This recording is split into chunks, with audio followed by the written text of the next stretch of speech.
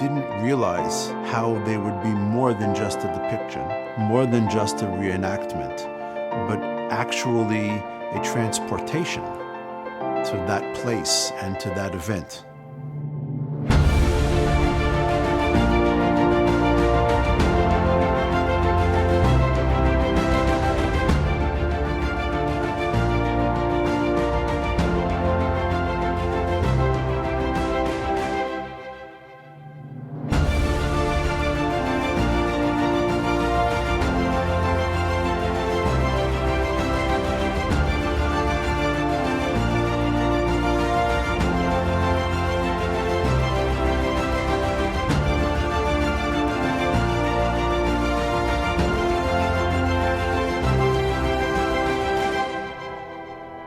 We've noticed that the lines are often pretty long to get in the Hebrew Bible experience. I think the word has gotten out that there's something special inside.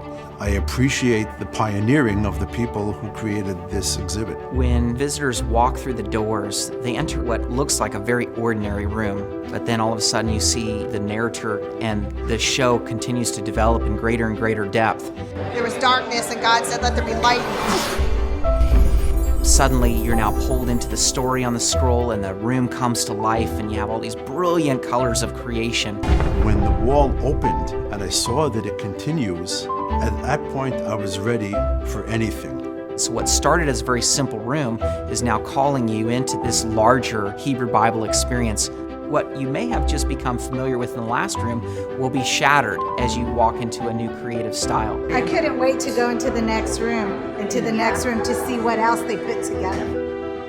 And then you walk into this abstracted tent, and you're going to see this story played out in sort of this shadow play. It took me back to the time of Abraham. So, there's so much attention to detail. And it's such a startling new creative piece in the scene. I loved when that bush erupted.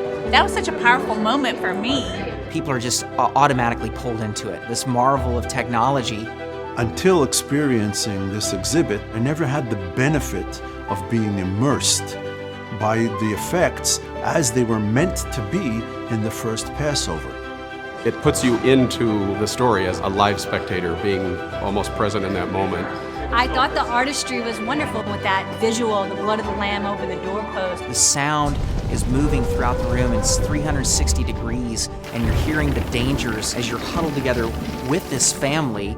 The highlights for me in this exhibit were my heart thumping and my knees shaking. But the doors now open, and there's this blue light streaming out of the doors. It was just, you felt like you were walking through an ocean with high water walls. The abstract way in which it was designed in that particular scene was visionary.